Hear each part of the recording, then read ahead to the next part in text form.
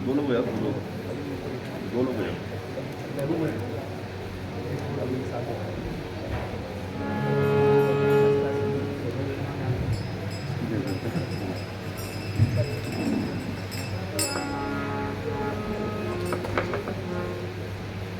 अरे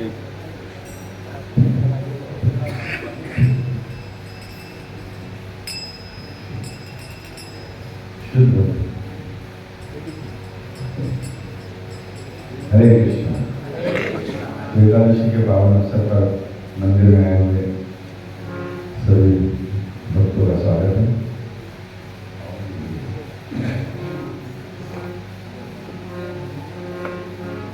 एकादशी ऐसा उत्सव है, एकादशी को मनाना चाहिए खास करके। अधिकतर जनसंख्या को पता नहीं है एकादशी का महत्व। अगर एकादशी की कृपा हो जाए, उसमें वरदानी भगवान से मांगा था कि जो भी आज के दिन व्रत रखे, तपस्या करे, नाम जप करे, जैसे बोलो कहीं भी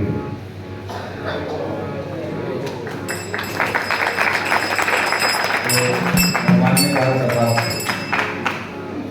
और फिर दो तरह से लोग एकादशी मनाते हैं। एक, एकादशी के उत्सव पर कई लोग हैं जो कर्मकांड या थोड़ा उसका फल दिमाग में रखते हैं, क्योंकि हमारी जो चेतना है या हमारी जो ट्रेनिंग है वो बचपन से हुई है कि काम तब करेंगे या कुछ भी करेंगे उसके पीछे मिलेगा क्या, चलेंगे कुछ नहीं। बड़ी खतरनाक और गलत ट्रेनिंग है हमारी।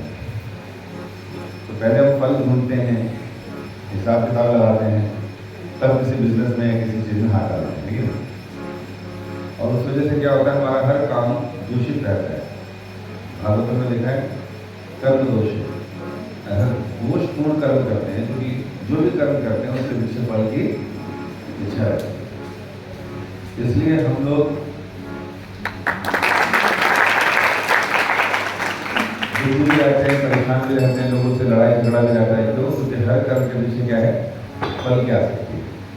और जब फल में ऊपर नीचे कुछ भी हो जाए तो फिर मुसीबत तो होगी।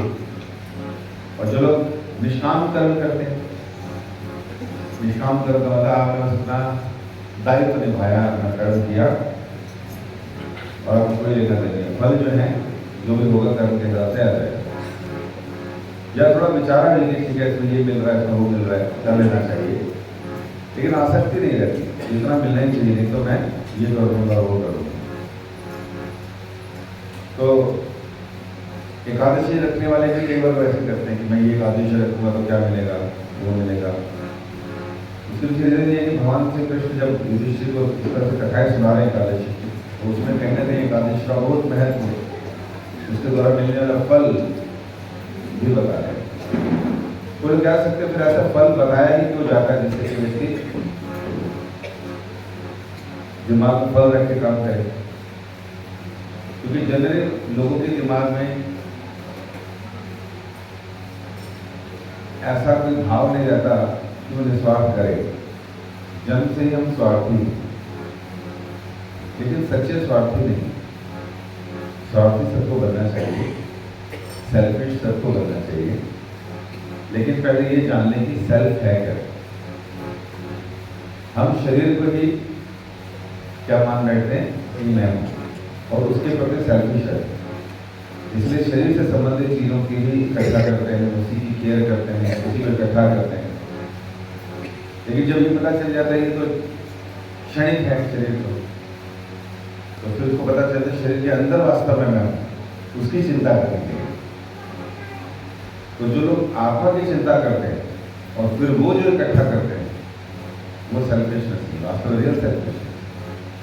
अगर आपको पता चल गया मैं शरीर नहीं, मैं आत्मा हूं, तो आप जो भी इकट्ठा करोगे आत्मा के लिए इकट्ठा करोगे। नहीं, जैसे आपका एग्जाम है, तो कल आपका एग्जाम है, मान लीजिए कल आपका एग्जाम है मैथमेटिक्स का, लेकिन आपको पता नहीं और आप क्या कर रहे थे तैयारी? चलो साइंस साइंस की तरफ है कि नहीं? लेकिन जैसे आपको पता चलेगा कि पेपर तो लगा इसका क्या करोगे? मैथमेटिक्स की तैयारी करोगे। उसी तरह अगर हमें पता चले हम शरीर नहीं हम आत्मा है तो शरीर के लिए इकट्ठा करना बंद कर दो यार। इसके लिए क्या इकट्ठा करो? साथ कुछ जानी नहीं। और जो आत्मा के साथ जाएगा वो क्या? हरि नाम, वैष्णव सेवा, भगवान की भक्ति। तो इसलिए क्योंकि लोगों की रुचि नहीं है इसलिए भगवान जो है या हमारे वेद भी जो है कर्म कांड इसलिए बताते हैं ताकि लोग उसके फल से आसक्त होकर काम करें। कुछ तो करें, ये तो काम ही नहीं करेंगे लोग। इसलिए फल की इच्छा दिखाई जाती है, चलो करो करो करो। फिर बाद में देखते इतना इकट्ठा कर दिए तो साथ जाने नहीं, फिर उसको लगता है नहीं निष्काम कर्म करना। तो इसलिए जो लोग एकादशी रखते हैं रखना चाहिए यही सोच के कि हाँ ये मिल जाए वो मिल जाए। लेकिन उसके बाद एडवांस मेंटालिटी क्या है कि निस्वार्थ भाव से रखें और भाव एक ही होगी जिससे भगवान की भक्ति मिलेगी। ऐसा रखना चाहिए। इसलिए फिर उद्यापन का एक साल बाद फिर पंडितों को बैठा कर वो करने का फिर भाव नहीं रहेगा। फिर तो यार आज जीवन क्या रखेंगे एकादशी। ठीक है, तो इससे क्या होता है एकादशी का पालन करने से हम सब लोग आंतरिक रूप से शुद्ध होते हैं, मानसिक रूप से शुद्ध होते हैं, हमारी बुद्धि भी शुद्ध हो जाती है, आध्यात्मिक टॉपिक समझ आने लगते हैं और शरीर पवित्र हो जाता है, विचार पवित्र हो जाते हैं और हमारा मार्ग कुमार्ग से हटकर सत्मार्ग की ओर चल जाता है। जैसे आप घर से निकले तो बाहर कुमार्ग तो बहुत थे, कहीं भी जा सकते थे, लेकिन जिनको जानकारी है, जिन्होंने व्रत रखा है, जिनकी संगति अच्छी है, वो तो सदमार्ग में ले आए। सदमार्ग कहाँ है? अब इस में बैठे हैं। तो इसलिए हमें ऐसी ही भाव रखना चाहिए, अपनी इच्छाओं को बदलना चाहिए। और कैसी इच्छा रखनी चाहिए? जैसे आज के इस भजन में क्या इच्छा रखते हैं भगवान के भक्त?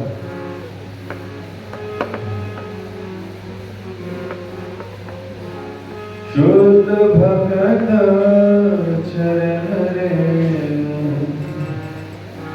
भजन अनुकूला।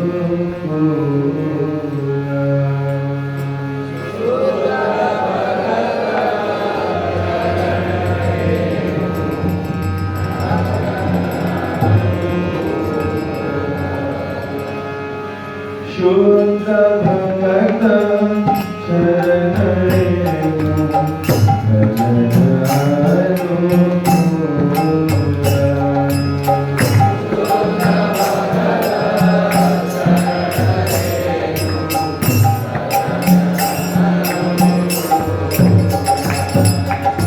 भगत सेवा परम सिद्ध विमल की करमूला।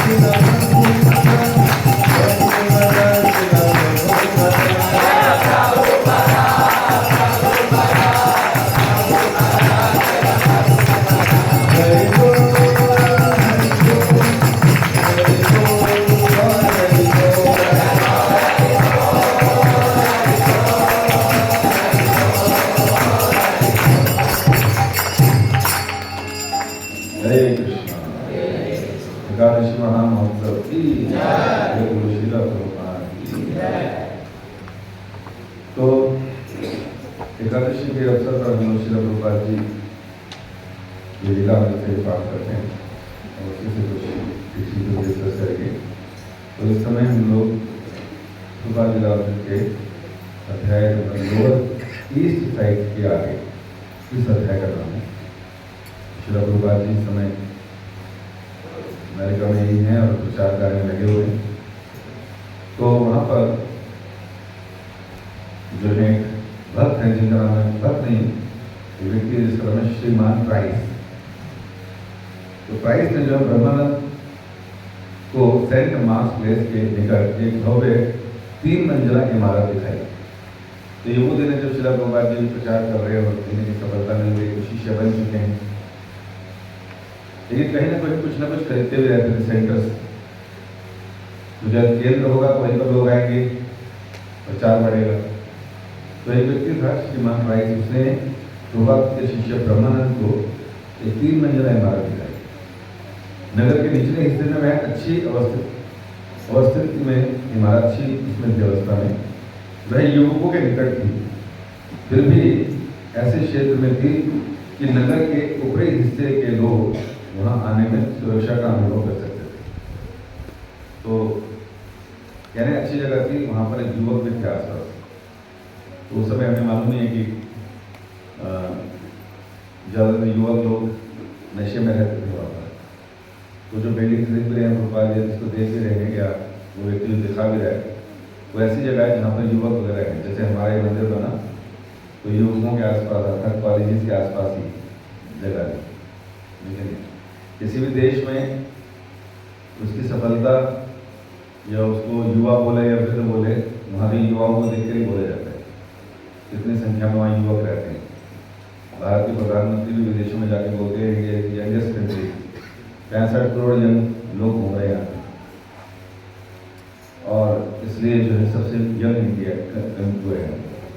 जापान जैसे देश में है, लेकिन जापान जैसे देशों में वृद्धों की संख्या ज़्यादा है। वहाँ पर उन्होंने बहुत सारी दवाइयाँ निकालनी है जिससे वो व्यक्ति जल्दी मरता नहीं है, लेकिन घसे के मरता है। तो वो वहाँ पर 80, 90, 100 टच कर जाते हैं लोग, लेकिन कुछ करने को नहीं होता। तो युवावस्था में ही हम लोग अपनी एनर्जी को भगवान की सेवा में लगा सकते हैं। इसलिए जगह भी ऐसी जगह ढूंढ जा रही है। और फिर कह रहे हैं कि उसने जो है प्राइस ने प्रभुपाद जी को कहा कि बहुत अच्छी बिल्डिंग है। प्रभुपाद का बड़ा गुणगान भी करा, आप काफ़ी बहुत अच्छी हैं, आप बहुत अच्छा प्रचार कर रहे हैं। जब गुणगान करने लगा प्रभुपाद से भेंट करके, तो उसका हुलिया भी ऐसी था जैसे अंग्रेजों का होता है, पैंट शर्ट टाई के साथ आया था और इस प्रकार काफ़ी सराहना कर रहा था। बड़े आशापूर्ण शब्दों से उसने बताया कि इस प्रकार स्वामी जी अपना धन भी बचा सकते हैं अगर वो इस डील को कर लें। अभी अगर $5,000 अभी एडवांस दे दे और 5,000 बाद में दे दे तो मैं तुरंत बात करा दूंगा, काफ़ी पैसा बच जाएगा। और उसके बाद प्रभुपाद जी अपने शिष्यों के साथ कहा जब बिल्डिंग दिखा दो एक बारी, तो बिल्डिंग देखने भी गए। तो वहाँ पर प्रभुपाद ने एक सिलाई मशीन बड़ी प्रभुपाद ने चला कर देखा, बिल्डिंग अच्छी लगी। लेकिन वो जो मिस्टर प्राइस थे वो प्रभुपाद का गुणगान भी कर रहे थे, उनके शिष्यों का भी गुणगान कर रहे थे। चापलूसी थोड़ी ज़्यादा लग रही थी उनकी बातों में, और बात करने का तरीका भी थोड़ा सा वैसा था, जबकि नेचर ही ऐसी थी जैसे ना ऐसी होती है नहीं। तो प्रभु जी समझे, थोड़ा सा फेमिनाइन टच था उनकी बात हो। तो उस तरह से जो बात करते हैं तो थोड़ा अच्छा लगता सुनने में, नहीं अगर घर में देख रहा हूँ। तो बड़ी देर से काफ़ी तारीफ कर रहा था, $5,000 मांग रहा था। लेकिन प्रभुपाद जी ने बड़े चतुर है ना, जय भजय कृष्ण से ही बड़ा चतुर। जो भी कृष्ण का भजन करेगा ये गुण तो उसके अंदर आ ही जाएगा, क्या वो चतुर हो जाएगा। कभी लोग देखते हैं कि नहीं ये भक्त जो है ऐसे बेचारा था, बेचारा नहीं हो जानता सब है वो, लेकिन क्योंकि भक्तों के गुण हैं कि वो विनम्र रहे, गंभीर रहे, शांत रहे, तो वो उन गुणों का प्रदर्शन कर रहा होता है। ऐसा नहीं कि कुछ पता नहीं है संसार के बारे में। और क्योंकि संसार जो है, संसार में अलग तरह के तेज लोग बहुत हैं जो हमेशा एक दूसरे को लूटना चाहते हैं, पैसा बनाना चाहते हैं, धोखा देना चाहते हैं। और भक्त लोग भी जानते हैं कि कौन व्यक्ति किस तरह से क्यों बात कर रहा है। जो नए होते हैं तो कई बार फंस जाते हैं बेचारे। तो यहाँ पर भी क्या था, जो मिस्टर प्राइस थे, उनकी बातों को देखकर सुनकर कुछ ज़्यादा लग रहा था कि भाई कुछ ज़्यादा ही बात कर रहे हैं। और कहते ना, एक कहावत भी है कि ज़्यादा वो करने वाला जो पैसा था ना, या नया नया मुल्ला ज़्यादा बांध देता है मुर्गा, ऐसा तो इसकी बातों को देखकर इससे पता चल रहा ब्रह्मानंद को ये कुछ ठीक नहीं है, राशि की बात कर रहा है। तभी क्या हुआ कि प्रभुपाद ने कहा इस व्यक्ति से बात नहीं करनी, ये थोड़ा सा समझ नहीं आ रहा हमको, और इसलिए इस व्यक्ति को छोड़ो। किसी और ने भी प्रभुपाद को सजेस्ट किया कि ये ठीक नहीं है, इसको छोड़ दीजिए। हम बिचौलिया तो क्यों ले, हम तो डायरेक्टली उससे बात कर लेते हैं जिसका मकान। और प्रभुपाद ठीक लगा आइडिया, ये क्या बचाएगा, हम लोग वैसे ज़्यादा पैसा बचा लेंगे जब डायरेक्ट बात करेंगे। तो प्रभुपाद ने तुरंत समझा कि ये कल को हमारे मुश्किल कर सकता है, तो छोड़ दिया उस प्रोजेक्ट और किसी दूसरे से डील करा। और आगे चलकर प्रभुपाद का जैसे रोज रात को 12 साढ़े 12 बजे उठकर प्रभुपाद जी सबसे पहले पुस्तकों का लेखन करते थे, जो आज हम पढ़ रहे हैं, भागवतम, चैतन्य चरितामृत, इन सब पे जो किताबें प्रभुपाद ने लिखी, रात्रि में ही प्रभुपाद जी शांति में बैठकर क्या करते थे, उसका लेखन कार्य हुआ करता। और इसके अलावा भी अगर कोई व्यक्ति वैसे ही प्रभुपाद के रिकॉर्ड देखे कि प्रभुपाद ने अपने 11-12 साल में करा क्या क्या, वही ऐसा लगता है कि जैसे ये तो ये व्यक्ति कर ही नहीं सकता, ये तो पूरा कोई बहुत बड़ा जन समूह जो अगर मेहनत करे तो इतना कुछ कर सकता है। प्रभुपाद जी ने लगभग 70-80 पुस्तकें तो लिखी, साथ ही साथ प्रभुपाद जी ने बहुत से पत्रों का जवाब भी दिया लोगों, मतलब कई हजार, 20 या 25 हजार पत्र भी थे जो लोग प्रभुपाद को भेजते थे, प्रभुपाद के शिष्यों को भेजते थे, उन सबका उत्तर भी देते थे। आजकल तो क्या है कि आपने तुरंत व्हाट्सएप खोला, रिकॉर्ड ऑन किया, हाँ भैया मैं यहाँ ये कर लेना, वो कर लेना, हाँ है ना, तो मैं वॉइस मैसेज चल जाता। अब सोचिए अगर जिस स्पीड में जब प्रभुपाद जी ने वहाँ पर इतने बड़ी क्रांति लाए, पुस्तकों के माध्यम से, पत्रों के माध्यम से, मंदिरों के माध्यम से, बिना पैसे के, और अगर उस समय ये टेक्नोलॉजी होती जो आज हमारे पास है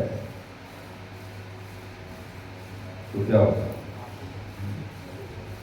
पूरा विश्व को प्रभुपाद का बना है, बहुत आसान। लेकिन एक चीज और भी थी, इसके साइड इफेक्ट भी थे, है कि नहीं। साइड इफेक्ट का मतलब क्या हुआ कि लोग डाइवर्टेड ही रहते, है ना। तो लेकिन जो भी संसाधन प्रभुपाद जी के पास से, प्रभुपाद ने बहुत सुंदर ढंग से क्या करा, उसका इस्तेमाल किया। अब जो है आगे चलकर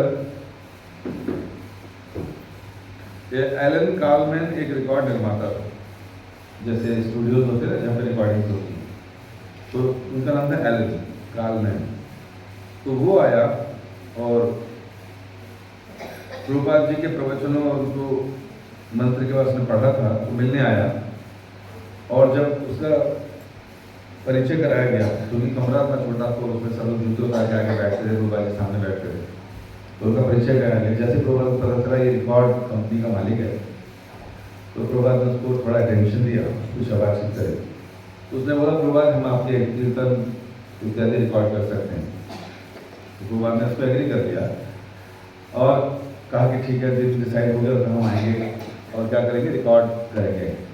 अब प्रभुपाद के पास तो बहुत बड़ी टीम नहीं थी उस समय, और एक लड़का भी आया उससे पहले प्रभुपाद के पास, उसके पास ढोलक।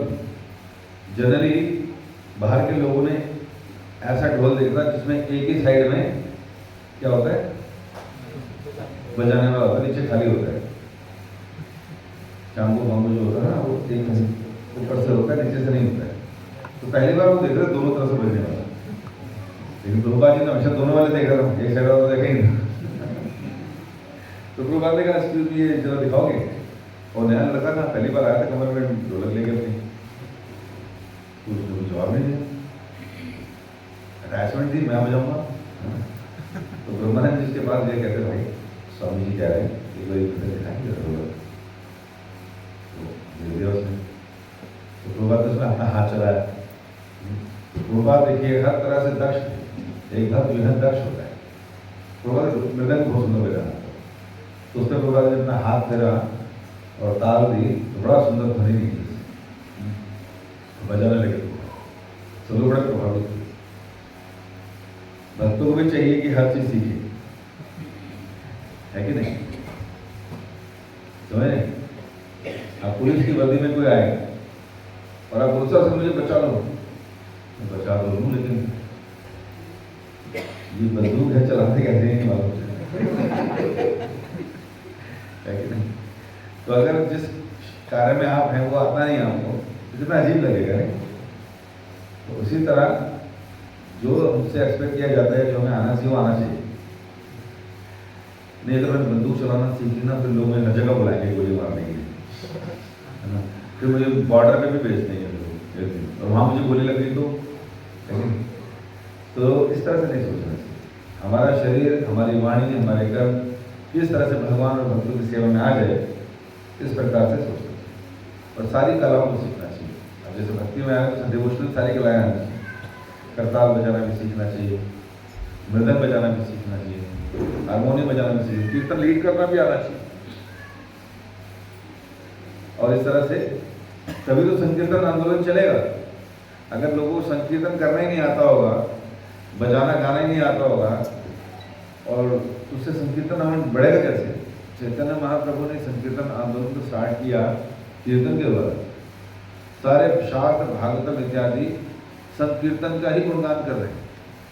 तार मध्य सर्वश्रेष्ठा नाम संकीर्तन, कि भजनों की सारी विधियों में नाम संकीर्तन सबसे महत्वपूर्ण है। इसलिए सबको आना चाहिए।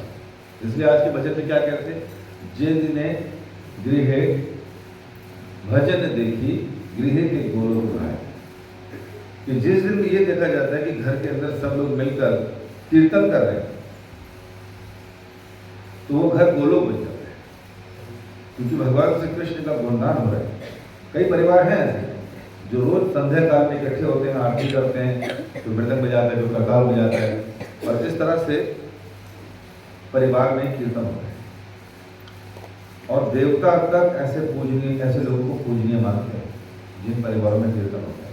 हमारे परिवारों में जैसे मैंने बताया ना, अभी तो सिटीज में रहते हैं, तो सिटीज में रहने वाले लोगों को वेस्टर्न कल्चर के प्रति आकर्षण ज़्यादा है, इसलिए जो अपने धन का इस्तेमाल भी उन्हीं सब हरकतों को और आदतों को लेकर करना चाहते हैं। तो लोगों के पास पैसा ज़्यादा हो जाता है।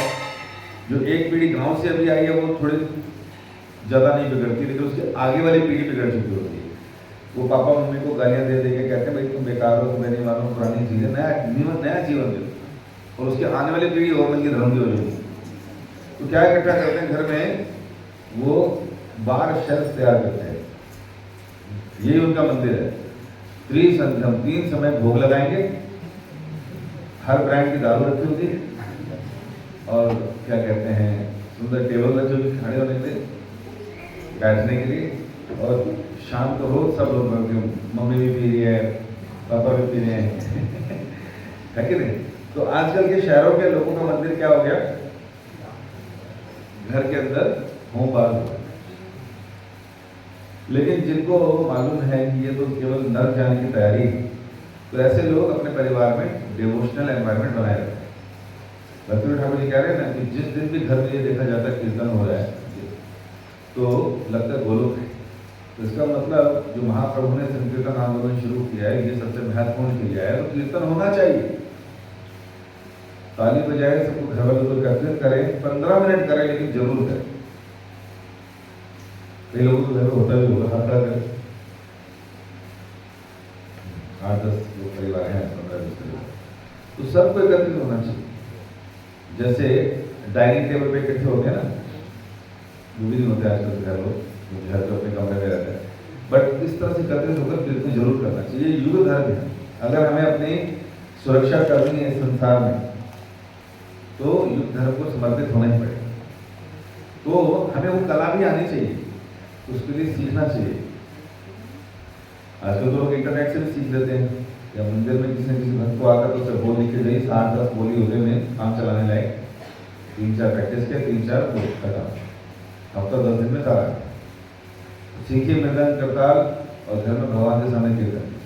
कैसा लगेगा बाबा? किसको? उन्हीं का तो गुणगान कर रहे हैं और उसी विधि से कर रहे हैं जो विधि बताई गई। कोई हमारे पास आके हमारा गुणगान करे कैसा लगता है ना? पहले बार तो कोई करता ही नहीं फिर भी किसी को अच्छा नहीं किया और उसने कोई अच्छा गुणगान कर लिया तो अच्छा लगता है कि तो कीर्तन तो भगवान की कीर्ति का गान है। तो जब हम भगवान का गुणगान करेंगे तो भगवान प्रसन्न। तो इसलिए हर भक्त को चाहिए, चाहे वो माताएं हों चाहे प्रभु जी हो, सबको आना चाहिए और कम से कम कुछ देर बैठ के संध्या कालीन या मॉर्निंग में कीर्तन जरूर करना चाहिए। ठीक है, जब हम वृंदावन जाते हैं तो कहीं ना कहीं वृंदावन में मकानों से आवाज आ रही होती है करताल की। पहले तो आते थे, अब तक पुरानी, क्योंकि अब तो हफ्ते घर टीवी हो गया वहाँ। अब वही साउंड या वही सॉन्ग सुनने को मिलेंगे जो आपको दिल्ली में सुनने को मिलते हैं। लेकिन पहले एक समय था जब आप परिक्रमा करते थे तो कई छोटे छोटे मकानों से करताल की, शंख की आवाज आती। आज सबके पास पैसा हो गया है तो ब्रज में भी सब लोगों के पास टीवी हो गए और वो भी पंजाबी गाने सुनते हैं। जो ब्रज भाषा थी, कहा करता छोरे नु बोल था ना, ऐसी भाषा थी जो हिंदी भी ठीक से नहीं बोल पाते थे, वो पंजाबी सॉन्ग सुन रहे हैं, वो भी ठेठ पंजाबी। तो कहने का क्या मतलब, कल्चर की तरीके से बदल रहा है। तो अगर हम लोग सोचिए, हमारे मंदिर के ठीक पीछे कुछ ऐसे परिवार भी हैं जो रोज शंख बजाते हैं, आरती होती है तो बड़ा अच्छा लगता है। तो सोचिए हमारे घर से आरती की आवाज, घंटी बज रही हो, शंख बज रहा हो, मृदंग बज रहा हो, कितना शुभ हो जाए। इसलिए बोला कि गोलोक बन जाते हैं। वृंदावन में तो यही होता था, ये होता है कि लोग कीर्तन करते हैं, वहां पर 5000 मंदिर होंगे कम से कम, लोग सारे मंदिरों में दर्शन करने जाते हैं। लेकिन जब इस्कॉन आते हैं तो फिर दोबारा वहां जरूर आते हैं, चाहे दूसरे मंदिर जाए ना। क्या बोलते हैं कि यहाँ जो कीर्तन होता है वो पत्थर भी नाचते हैं। सब लोग बैठ जाते हैं पूरे परिवार के साथ, कीर्तन करते हैं, ध्यान लगाते हैं, भगवान का दर्शन करते हैं। इतना मतलब अच्छा लगता है। और दूसरे मंदिर में जाओ तो वहाँ कीर्तन में भीड़ लगी है, जेब कट रही है, मोबाइल छीन लिया, कुछ ना कुछ चल रहा होता है ना। तो लोग कहते हैं बस हो गया ये। तो इसलिए अगर इतने परिवार आज यहाँ बैठे, मान लीजिए अगर यहाँ 200-250 लोग हैं, मान लीजिए 100 परिवार हैं, तो 100 परिवार में 15 मिनट के लिए रोज कीर्तन हो। नहीं होता तो कम आरती बजा लीजिए, संध्या आरती, वो तो चले, लेकिन करताल बजनी चाहिए, मृदंग बजना चाहिए, शंख बजना चाहिए। तो इससे क्या होगा, कलयुग भागेगा वहां से।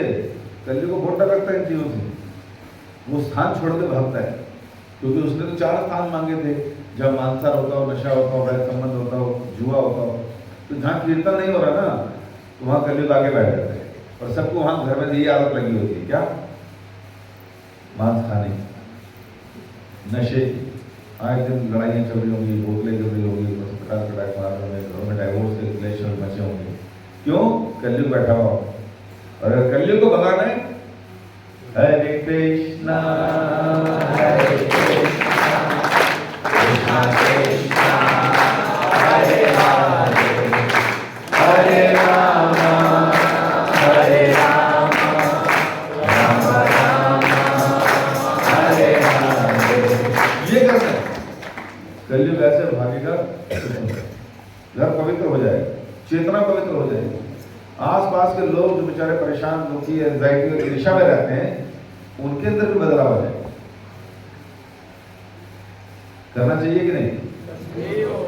तो प्रभुपाद जी 70-75 के साल में भी मृदंग बजा रहे थे अमेरिका में, और ऐसा बजाया कि अमेरिकन को प्योर कर दिया।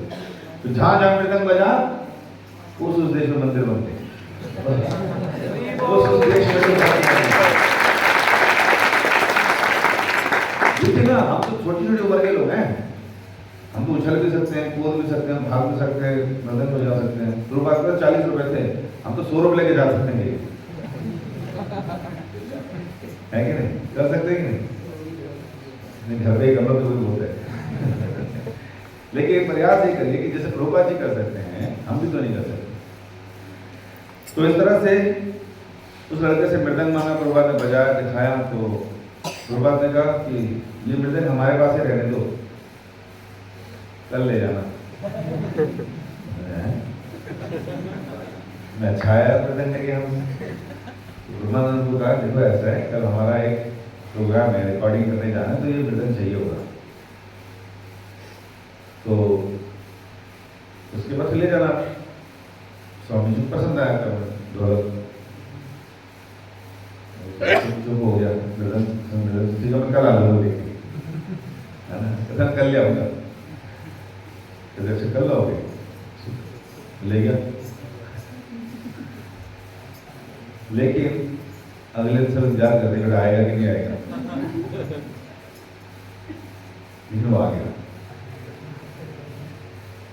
अगर हमारा धन, हमारे एसेट्स किसी भक्त की सेवा में लग जाएगा, किसी भगवान भक्त या भक्त द्वारा भगवान की सेवा में लग जाए, तो ये सार्थकता है, परफेक्शन ऑफ लाइफ है हमारी, कि हमारी कोई चीज भगवान की सेवा है।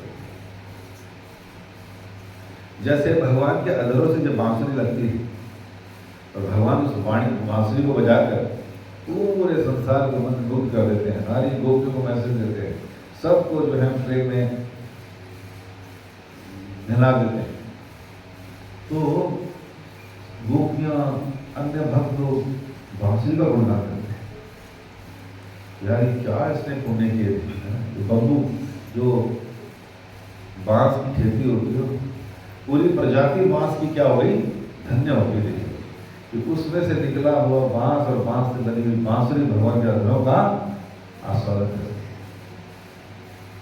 इसलिए पूरे के पूरे बांस प्रजाति धन्य हो गई। उसी तरह हमारे घर से हमारा शरीर, हमारी वाणी, हमारे बच्चे, हमारा पैसा, हमारा कुछ भी जब भगवान की भक्ति की सेवा में लगता है तो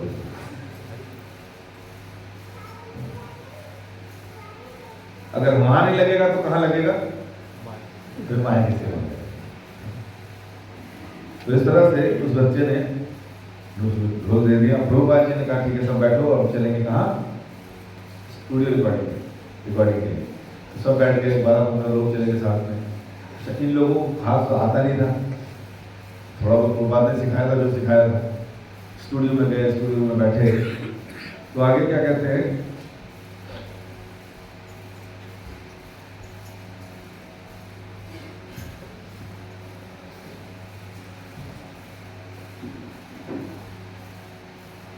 रिकॉर्डिंग के लिए रूम में जैसे गए तो वहाँ पर अब रिकॉर्डिंग शुरू हुई, माइक नहीं लगे, पूरे लाइव रिकॉर्डिंग शुरू हो गई। सबने बजाना शुरू करा, प्रभुपाद ने हारमोनियम शुरू करा, किसने मृदंग बजाया, किसने करताल बजाई, कोई ताली बजा रहे थे, और प्रभुपाद ने गाना शुरू करा और सब लोगों ने पीछे दोहराना शुरू करा।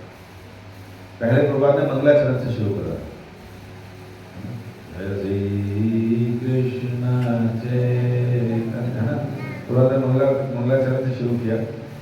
और साथ में प्रभुपाद एक हरे कृष्ण महामंत्र के महत्व को लिख कर भी ले गए थे कि वो बोलेंगे ना, तो कीर्तन किया और फिर उसको पढ़कर सुनाया। आप लोगों ने सुना होगा वो सीधी को, जिसमें प्रभुपाद जी अंग्रेजी में हरे कृष्ण महामंत्र का गुणगान करते हैं। तो ये वही रिकॉर्डिंग चल रही है, उसी की पहले मंगलाचरण करी, उसके बाद हरे कृष्णा कीर्तन किया और फिर प्रभुपाद ने हरे कृष्णा कीर्तन का महत्व बताया, उसको मीनिंग बताया। तो इस तरह से सुंदर कीर्तन हुआ, संकीर्तन, सबने अपनी करताल बजाई, मृदंग बजाया, ताली बजाई, और उसके बाद एक सुंदर मधुर मंत्रमुग्ध करने वाला संकीर्तन रिकॉर्ड। संकीर्तन की हम बात करते हैं तो उसका सबसे अच्छा इससे शिक्षा क्या मिलती है कि अब करताल जो है उसकी ध्वनि एकदम अलग है, मृदंग की ध्वनि अलग है, ताली की ध्वनि अलग है ना, गाने वाले का गए। तो जब ये सब लोग इकट्ठे मिलकर एक ताल में कीर्तन करते हैं तो ये बड़ा सुंदर संकीर्तन बन जाता है जो कानों को और हृदय को अच्छा लगता है। इसको बोलते हैं संकीर्तन। साथ में मिलकर कीर्तन करना, भगवान की कीर्ति का गान करना। तो इसी से पूरे विश्व में शांति आएगी, इसी से व्यक्तियों के बीच में बैठकर शांति आएगी, संकीर्तन से। अगर कोई अपने अपने डबली और अपना अपना राग बजा रहा होगा तो संकीर्तन होगा? तो शोर होगा, वो संकीर्तन नहीं होगा। तो हमारे अपने परिवार से लेकर, समाज से लेकर, देश से लेकर पूरे विश्व में लोगों को संकीर्तन करना आना चाहिए। संकीर्तन का मतलब क्या है कि जो कुछ भी हमारे पास है, जो भी हमारा कैलिबर है, जो भी हमारा क्वालिफिकेशन है, जो भी हमारे स्किल्स हैं, वो सारे एक साथ एक उद्देश्य की पूर्ति के लिए किस तरह यूज करें कि वो संकीर्तन है। जैसे घर में 4 से 6 सदस्य रहते हैं तो कई बार झगड़े हो जाते हैं, नहीं? तो कारण क्या होता है कि संकीर्तन नहीं हो रहा, क्योंकि हर व्यक्ति का उद्देश्य कुछ अलग है, हर व्यक्ति का विचार अलग है, तो कोई भी व्यक्ति दूसरे से सहमत नहीं है। लेकिन अगर सबका उद्देश्य अलग है, एक है, उद्देश्य एक है और उसके प्राप्त करना चाहते हैं, तो उस उद्देश्य की प्राप्ति के लिए हर व्यक्ति को एडजस्टमेंट करना है और इस तरह से ताल को बजाना होता है ताकि वो शोर न लगकर कीर्तन करे। इसलिए संकीर्तन आंदोलन की स्तुति की गई है। क्यों? क्योंकि विश्व भर में इसको कलयुग को बोला गया झगड़ालुओं का युग। लोग झगड़ते रहेंगे, कलह का युग, कलेश ही करते रहेंगे, हर छोटी सी बात पर डिफरेंस ऑफ ओपिनियन और गलत ढंग से बोल देना, गलत ढंग से बातचीत करना और आपस में कलह और कलेश। इसलिए कलयुग में लोग शांत नहीं रह सकते, बोलते रहते हैं। इसलिए कलयुग में लोग एक दूसरे के साथ झगड़ा करते रहते हैं, क्योंकि इस युग का लक्षण है विशेष। हर व्यक्ति अपना अपना डब्ल्यू और अपना अपना राग बजाएगा। लेकिन संकीर्तन आंदोलन एक ऐसा आंदोलन है जो अलग अलग वैरायटी, अलग अलग एज के लोगों को भी साथ ला सकता है और भगवान के कीर्तन में सम्मिलित करकर उनका फायदा कर सकता है। इसलिए कई बार प्रभुपाद जी बोलते थे कि इन्होंने अभी जो यूनाइटेड नेशन बनाया है उसका उद्देश्य है विश्व में शांति लाना। तो वो कहते थे कि बिल्कुल बेकार है, विश्व में शांति, एक टेबल पर सारे देश के लीडर आ जाए और बिना कृष्ण भावनामृत के, बिना किसी उद्देश्य के, तो शांति नहीं आ सकती। ये केवल एक मजाक है। और आज भी देख लीजिए, प्रभुपाद ने उस समय बोला था आपसे 55-60 साल पहले, तब प्रभुपाद ने मजाक उड़ाया था यूनाइटेड नेशंस का।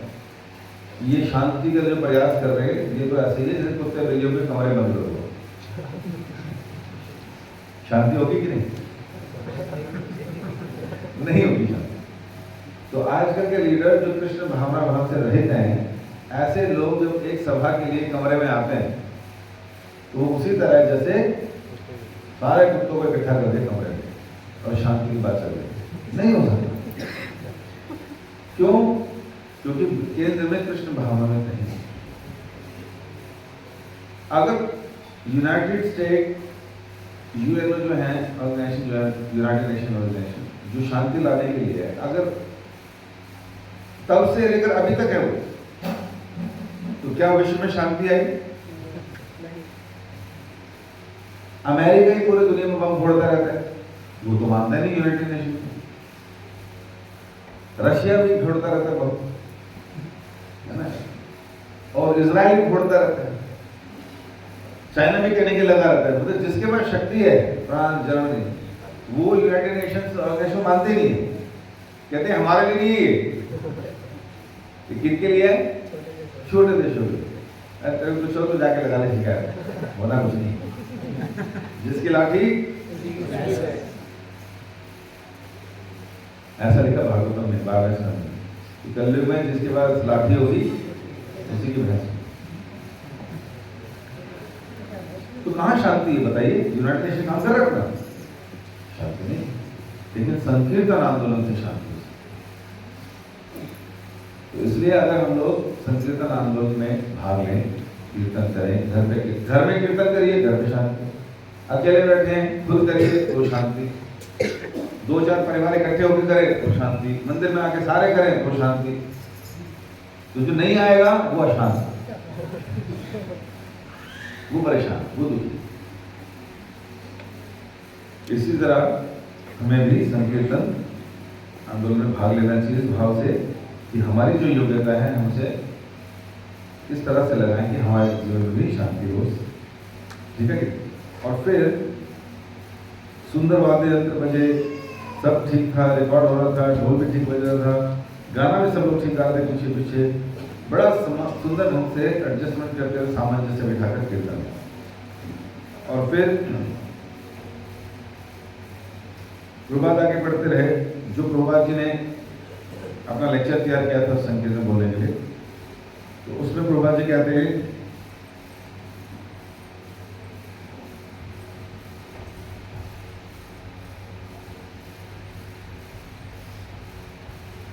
जीवित चिन्मय प्राणियों के रूप में हम मूलतः कृष्ण चेतन जीव हैं, किंतु अनादिकाल से पदार्थ के साथ हमारे संसर्ग के कारण हमारी चेतना भौतिक परिवेश में संप्रति दूषित हो गई है। वैसे हम लोग क्या है, मूलतः चिन्मय जीव हैं, कृष्ण चेतना जीव हैं, लेकिन इस संसार में आके भौतिक संसर्ग के कारण हमारी चेतना दूषित हो।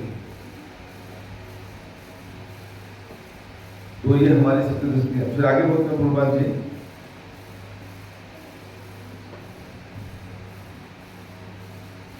आगे प्रभुपाद का किंतु कीर्तन भगवान के एक विशुद्ध भक्त के मुख से सुना जाना चाहिए।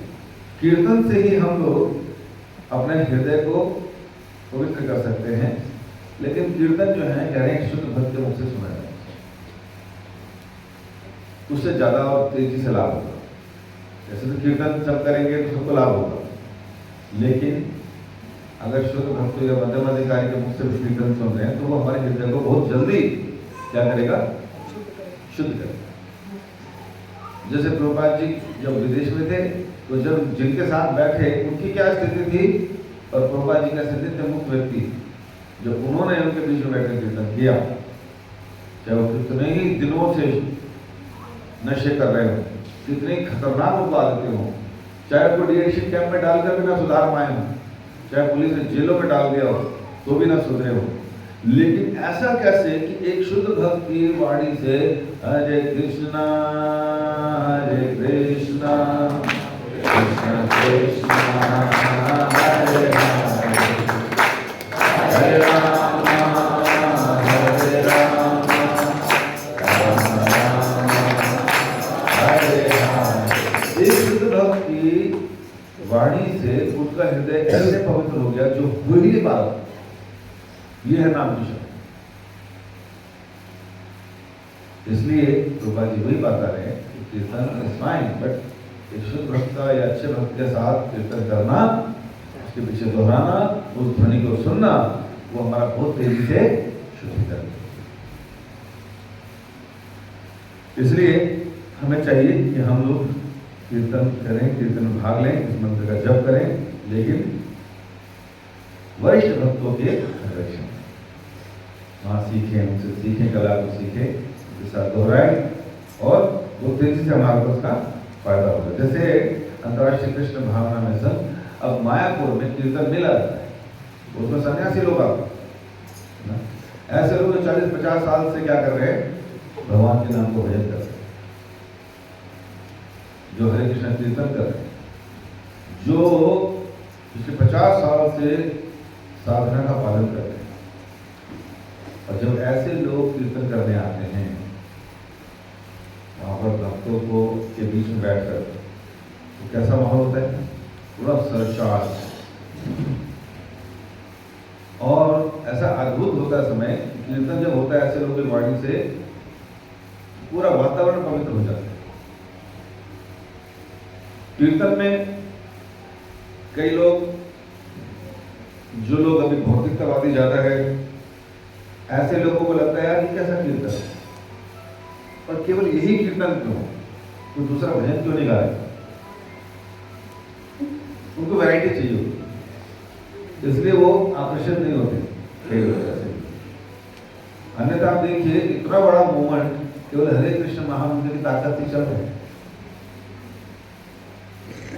एक चीज को रिपीट करके तो थक ही जाते हैं ना लोग, यहाँ पे ऐसा है। इसलिए कहा शुद्ध भक्तों की संगति में रहकर करना, ताकि वो हमारा शुद्ध हृदय को शुद्ध करेगा जल्दी से, ताकि हम लोग कीर्तन को रैलिश कर सकें। और देखिए इतना बड़ा मूवमेंट खड़ा कर दिया हरे कृष्ण महामंत्र। हम तो कई बार हाउस प्रोग्राम भी करते हैं, लोग जाते हैं, तो लोगों को वैरायटी चाहिए होती है, तो दुनिया भर के सिंगर बुलाते हैं और उनका कोई दीन ईमान नहीं होता गाने वालों। वो गंगा गए गंगाराम, यमुना गए, कोई सर पैर नहीं। उनको बस उनका कंठ अच्छा है, म्यूजिशियन के साथ अच्छे बैठे हैं, और वो क्या करते हैं, एक ही भजन में या एक ही बारी में आकर वो किसी को नहीं छोड़ते। वो दुर्गा पे भी गा देंगे, वो राम पे भी गा देंगे, वो कृष्ण पे भी गा देंगे, और संतोषी माँ पे भी गा देंगे, फिर साईं बाबा को भी आते हैं, फिर खाटू श्याम भी। मतलब जितने आज चल रहे हैं सब गा देंगे, और जिनके सॉन्ग नहीं मालूम उनके वो नई फिल्म के सॉन्ग पे गा देंगे, है कि? तो मैं हैरान था, मैंने क्या कर रहे हैं लोग, मतलब है नहीं सर पैर, कोई फिलॉसफी नहीं, तो कुछ नहीं, मैं सामने वाला जो है बैठा ताली बजा रहा होता है, आवाज अच्छा लगा, बहुत अच्छा लगा। तो ऐसे कीर्तन का भी शोर है। तो इसलिए कीर्तन का मतलब यह है कि भगवान कृष्ण की कीर्ति कर रहा है, उनका भजन कर रहा है। तो ऐसी चीजों से बचना चाहिए, वरना हमने देखा कई लोग, आजकल सोशल मीडिया भी बहुत पावरफुल मीडिया बना, तो उसके माध्यम से लोग क्या करते हैं, बहुत से वक्ताओं को सुन लेते हैं, बहुत से लोगों को कीर्तन या कीर्तन क्या है, भजन इधर उधर सुन रहे हैं, ये अच्छा लग रहा है, अच्छा लग रहा है, जबकि उसके पीछे कमर्शियलाइजेशन, वो गाया इसलिए किया है, लिखने वाले ने पैसे लिए, लिखने वाले ने पैसे लिए हैं, म्यूजिशियन ने भी पैसे लिए हैं, रिकॉर्डर्स ने भी लिए हैं, गाने वाले ने भी लिए हैं, एड वाले भी ले रहा है उनसे, हर जगह पैसा इन्वॉल्व है, कहीं भाव कहीं भक्ति कोई इन्वॉल्व नहीं। इसलिए ऐसे गाने किसी का जीवन बदलते, कितने गाने सुन लो वैसे के वैसे रहोगे,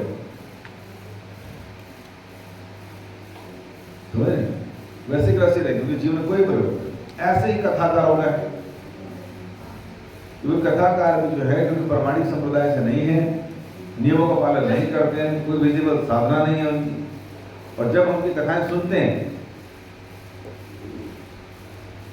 तो कोई परिवर्तन नहीं आता। 7 दिन सुनते हैं और फिर झोल ये वही झाड़ के आते हैं, ले भाई कुछ गलती से साथ ना करा देंगे कुछ साथ नहीं जाता, बजाना कुछ लेके गए, अगर दिल ठोकर होता है, हम कुछ साथ नहीं कहा, सब रखे आते हैं, हमने नहीं उठाया कभी किसी का। तो वैसे क्या होता है, अभी मानता आ रही हूँ, अभी क्रोध में, अभी भी नशे में रहते हैं, क्यों? क्योंकि गलत स्थान में गलत व्यक्ति से सुनते।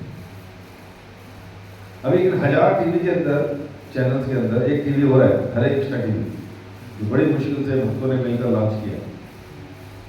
कितने लोग घरों में आ रहे हो?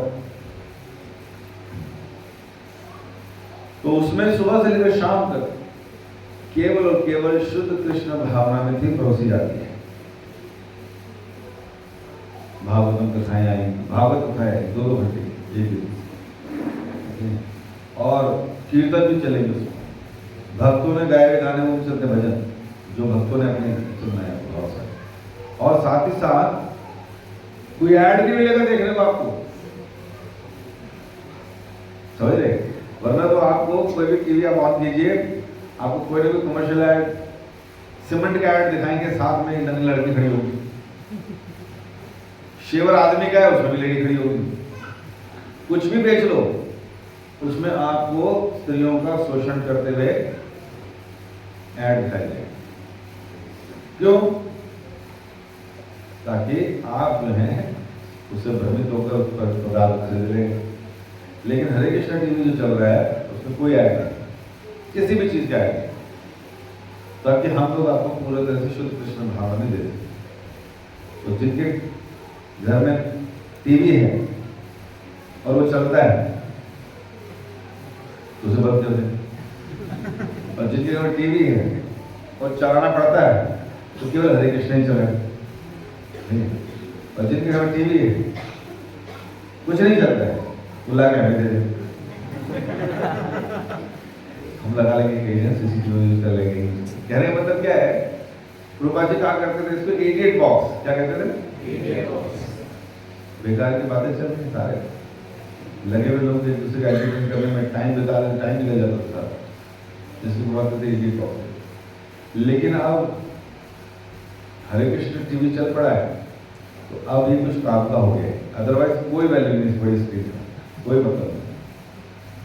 तो इसलिए खुद को बड़ा समझदार, बड़ी बुद्धिमानी से इस संसार में रहकर जीना चाहिए। और फिर प्रभुपाद जी है जब इस तरह से हरे कृष्ण महामंत्र का गुणगान करते हैं तो आगे अगले दिन प्रभुपाद जी फिर वहां से निकल गए और इस तरह से उन्होंने आगे चलकर कह रहे हैं कि दूसरे दिन प्रातः काल प्रभुपाद नहीं उठे। कारण क्या था, ज्यादा एग्रेशन होने के बाद प्रभुपाद जी थक जाते और कई बार तो बीमार भी हो जाते और प्रभुपाद अगले दिन सुबह नहीं उठ पाए। कीर्तनानंद जो व्यक्तिगत रूप से उनकी सेवा कर रहा था चिंताकुल हो गया। जब स्वामी जी ने उसे अपने हृदय की गति का विचलन और उठ सकने में असमर्थता के बारे में बताया तो पहली बार यह बात स्पष्ट हुई कि वे बहुत अधिक श्रम कर रहे थे, क्योंकि प्रभुपाद 12 बजे उठ जाते हैं। हम लोग तो बीच में 2 घंटा देखा प्रभुपाद जी को तो हमें लगा कि ठीक है, सब कुछ ठीक है। जैसे हम देखते हैं ना, हमारे जो गुरुजन भी हैं, जब हम जाते हैं उनके तरफ 1 मिनट मिल जाए, 1 मिनट मिल जाए तो 5 मिनट की बात कर लिया, 5 मिनट तो कर सकता हूँ जाने जबकि महाराज लोग कब से उठे होते हैं, वो 4 बजे उठे हुए सुबह से सेवाएं कर रहे हैं, मीटिंग्स कर रहे हैं, प्रवचन कर रहे हैं, और हम पहुँचते हैं, हम क्या चाहते हैं, हमें भी समय मिल जाए। तो बड़ा ध्यान रखना चाहिए इस चीज़ों का कि हमें उनके लिए डिस्टर्बेंस नहीं क्रिएट करनी चाहिए। तो बहुत श्रम कर रहे थे प्रभुपाद। कीर्तनानंद को पिछले शिविर और ग्रीष्म की याद आई जब स्वामी जी घंटों कीर्तन के लिए उन्हें पार्क में ले जाया करते थे या शाम को देर तक उनके साथ कार्यक्रम रखा करते थे। ये सारे कार्यक्रम उनके लिए प्रतिदिन की बात हो गई, किंतु कीर्तनानंद को लगा कि अब स्वामी जी के स्वास्थ्य के बारे में चिंता करने का कारण था। उन्हें दोपहर के भोजन की इच्छा नहीं हुई, यद्यपि तीसरे पहर उन्हें भूख लगाई और वे अपने नित्य के कार्यों से व्यस्त हो गए। उसी दिन सैन फ्रांसिस्को में मुकुंद का एक पत्र आया। मुकुंद और जानकी अपने विवाह के कुछ समय बाद ही वेस्ट कोस्ट चले गए थे। मुकुंद ने स्वामी जी को बताया कि वह भारतीय संगीत का अध्ययन करने के लिए भारत जाना चाहता है, लेकिन दक्षिण ओरेगन में कुछ सप्ताह बीतने के बाद वह सैन फ्रांसिस्को जाकर वहीं ठहर गया। अब उनके मन में एक और सुंदर विचार उठा। वह किराए पर एक स्थान लेना चाहता था और प्रभुपाद को आमंत्रित करना चाहता था कि वे वहाँ आए और हेड एशेबरी डिस्ट्रिक्ट में उसी प्रकार हरे कृष्ण आंदोलन आरंभ करें जैसा कि लोअर ईस्ट साइड में कर रहे थे। उसने कहा कि वहाँ कृष्ण भावनामृत में की संभावनाएं बहुत अच्छी हैं। यह जानकर प्रभुपाद अपनी विस्तारशील योजनाओं का ब्यौरा शिष्यों को देने लगे। तो जब एक भक्त ने इच्छा जाहिर की कि प्रभुपाद यहाँ भी सेंटर खोलें, जैसे लोअर ईस्ट साइड में खोला है, तो प्रभुपाद ने अपनी योजनाएं बताना शुरू कर दी। कहा उन लोगों को चाहिए कि वे न केवल सैन फ्रांसिस्को में बल्कि एक एक करके सारे विश्व में मंदिर स्थापित करें। मुकुंद ने एक मंदिर, एक सेंटर खोलने का बस बताया था कि प्रभुपाद ने कहा कोई जगह नहीं छोड़नी हमें, हर जगह खोलना चाहिए। तो अपनी योजना बताने लगे, यहाँ तक कि रूस और चीन में भी। क्यों बोला इन 2 देशों का नाम? ये कम्युनिस्ट कंट्री थी और कम्युनिस्ट लोग तो वैसे ही भगवान को नहीं मानते, नास्तिक हैं। वो कहते हैं भगवान हमारा कुछ नहीं होता, हम ही जो कुछ हैं, कुछ भी खाओ, कुछ भी करो, कोई दिक्कत नहीं। तो कहा जो ऐसे नास्तिक देश हैं रूस और चीन, वहां पर भी होना चाहिए। तो इस तरह से उन्हें भगवत गीता को भी विभिन्न भाषाओं में प्रकाशित करना चाहिए। अभी शुरू के बारे में भगवत गीता हर भाषा में हो जानी चाहिए। और उनकी योजना श्रीमद् भागवतम के सभी खंडों का अंग्रेजी में अनुवाद करने और उसके बाद भक्तों का एक दल लेकर भारत वापस जाने की। उसके बाद मैंने योजना बताना शुरू कर दी, मैं क्या क्या करना चाहता हूँ। भगवत गीता भागवत हर तरह से, हर लैंग्वेज में। भक्तों ने प्रभुपाद की जब ये बातें सुनी, वे आश्चर्यचकित हो गए। गीतानंद को सवेरे प्रभुपाद के खराब स्वास्थ्य के जो चिंता के लक्षण दिखाई दे रहे थे, चिंताजनक, और जो विचार उनके मन में उठ रहे थे, वे सब उसे भूलने लगे। उसने सोचा यदि कृष्ण की इच्छा हुई तो स्वामी जी कुछ भी कर सकते हैं। समझ आ रहा है? कीर्तनानंद ने जब देखा हेल्थ ठीक नहीं है तो उनको लगा थोड़ा चिंता करनी चाहिए हेल्थ की। जैसे मुगल आए और उन्होंने बताया कि मैं ऐसा ऐसे सेक्टर लेना चाह रहा हूँ और वहाँ पे कीर्तन हो जाए, तो प्रभुपाद जाग के उठ गए और अपने प्लान बताने लगे। तो यहाँ नहीं, पूरे विश्व में करना है, गीता भी सारी लैंग्वेज में करनी है, भागवत भी सारी लैंग्वेज में करनी है, जान आगे प्रभुपाद के अंदर। हम कीर्तनानंद ने आश्चर्यचकित, सुबह दिन की हालत खराब थी और अब देखिए प्रचार का नाम सुनते ही फिर से खड़े हो गए। तो ये है ऐसे प्रभुपाद जी, श्रील प्रभुपाद की जय। तो प्रचार के माध्यम से कीर्तन की जब रिपोर्ट आती थी, डिस्ट्रीब्यूशन की रिपोर्ट आती थी, तो प्रभुपाद का खून जो है फिर से बढ़ जाता था, स्वास्थ्य फिर से ठीक हो जाता था। ऐसे चैतन्य महाप्रभु सुनते थे नित्यानंद कहते थे, बताओ क्या बताया, कहाँ प्रचार करके आए, मुझे सुनाओ। तो इस तरह से अगर हम भी प्रचार करेंगे, हम भी अच्छी भक्ति करेंगे, तो गुरुजन हमसे प्रसन्न होंगे। हरे कृष्ण। श्री प्रभुपाद की जय। एकादशी महामहोत्सव की जय।